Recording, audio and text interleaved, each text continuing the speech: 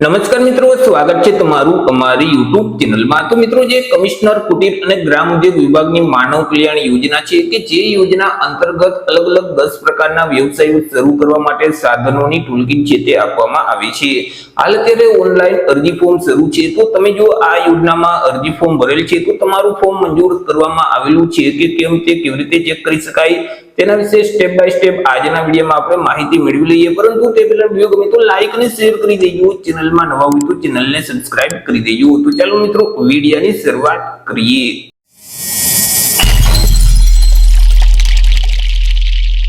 તો સૌથી પહેલા મિત્રો, તમારે તમારા મોબાઈલમાંથી અથવા તો લેપટોપ કે પીસી માંથી કોઈ પણ એક ઇન્ટરનેટ બ્રાઉઝરને ઓપન કરવાનું રહેશે અને ત્યાં સર્ચ બોક્સમાં ટાઈપ કરવાનું રહેશે ઈ કુટીર। હવે જેવું તમે ઈ કુટીર ટાઈપ કરી તમે તેને સર્ચ કરશો એટલે તમારી સામે આ મુજબની એક સ્ક્રીન છે તે ઓપન થઈ જશે કે જ્યાં કુટીર વિભાગની ઓફિશિયલ વેબસાઇટ છે તે તમને સૌથી પહેલા જોવા મળશે e-kutir.gujarat.gov.in। તો તે વેબસાઇટ ઉપર તમારે ક્લિક કરી દેવાનું રહેશે।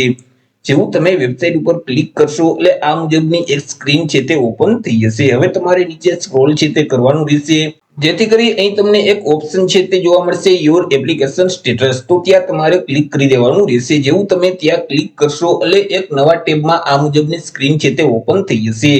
ફોર્મ સબમિટ કરતી વખતે તમને જે અરજી નંબર એટલે કે એપ્લિકેશન નંબર આપવામાં આવેલા છે તે અરજી નંબર તમારે આ બોક્સમાં ટાઈપ કરી દેવાના રહેશે।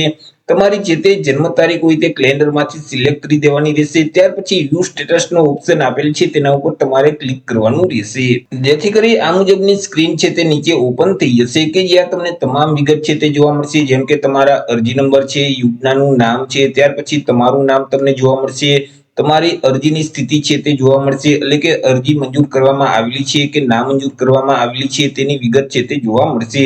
ત્યાર પછી તમારા જિલ્લામાં આવેલ જે ઉદ્યોગ કેન્દ્રની જે કચેરી છે તેનું સરનામું અહીં તમે જોઈ શકશો। જો તમારે કોઈ પણ ક્વેરી હોય તો તમે ત્યાં રૂબરૂ જઈ અથવા તો અહીં તમને એક ફોન નંબર જોવા મળશે, તેમાં કોલ કરી અને તમે તમારી ક્વેરી છે તે સોલ્વ કરી શકો છો। એ મિત્રો, અરજી મંજૂર થશે કે ના મંજૂર થશે, જો અરજી મંજૂર થઈ હોય તો એ મિત્રો લીલા કલરમાં મંજૂર લખેલ આવી જશે, પરંતુ જો તમારી અરજી નામંજૂર કરવામાં આવેલી છે તો અહીં લાલ કલરમાં નામંજૂર લખેલ છે તે આવી જશે। જો મિત્રો તમારી અરજી નામંજૂર કરવામાં આવેલી હોય તો શા માટે નામંજૂર કરવામાં આવેલી છે તેનું કારણ તમારે જોવું હોય તો તમારે લોગિન છે તે કરવાનું રહેશે। ફોર્મ ભરતી વખતે તમને જે યુઝર આઈડી અને પાસવર્ડ જે આપવામાં આવેલા છે તેના વડે તમારે લોગિન કરવાનું રહેશે। તમારા જે તે યુઝર આઈડી છે તે આઈડી નંબર અહીં ટાઈપ કરી દેવાના રહેશે, પાસવર્ડ આ બોક્સમાં ટાઈપ કરી અહીં તમને એક સરવાળો પૂછવામાં આવશે, તેમનો જે આન્સર આવે તે અહીં ટાઈપ કરી લોગિનના ઓપ્શન ઉપર તમારે ક્લિક કરી દેવાનું રહેશે। જેવું મિત્રો તમે લોગિન કરશો એટલે આ મુજબની સ્ક્રીન છે તે ઓપન થઈ જશે કે જ્યાં અહીં તમને માનવ કલ્યાણ યોજનાનો ઓપ્શન જોવા મળશે, તેના ઉપર તમારે ક્લિક કરવાનું રહેશે એટલે ફરીથી આ મુજબની સ્ક્રીન ઓપન થઈ જશે। અહીં યોજનાને લગતી તમામ માહિતી છે તે તમને જોવા મળશે।